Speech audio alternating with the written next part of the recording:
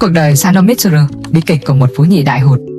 Biến thân giả của Emperor là Sano Mitsuru, một thanh niên 21 tuổi với cuộc đời đúng nghĩa là một trò đùa của số phận. Lúc mới xuất hiện, Sano làm bảo vệ ở bãi đỗ xe ngầm. Ấn tượng đầu tiên về thanh niên này là khôn lỏi, ham tiền và cực kỳ giỏi nịnh bợ. Nhưng cũng thông cảm thôi, ai mà chẳng bị cám dỗ bởi những xấp tiền dày cộp cơ chứ.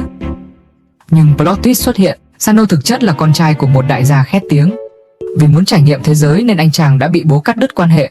Sano sống cảnh nghèo khổ, đi làm thêm thì thất bại, yêu đương thì bị đá. Đến khi Kanzaki Shiro đưa về Bắc Cổ, Sano mới thấy ánh sáng cuộc đời, trở thành Rider để thực hiện điều ước giàu sang. Khác với những kẻ ác như Asakura, Sano bản chất không xấu. Anh ta chỉ tham tiền để đổi đời thôi.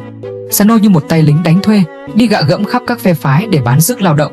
Từ việc làm tay sai cho giáo sư Kagawa để ám sát Kanzaki Yui, cho đến việc gạ gẫm Shinji Ryuki hay Kitaoka Zonda.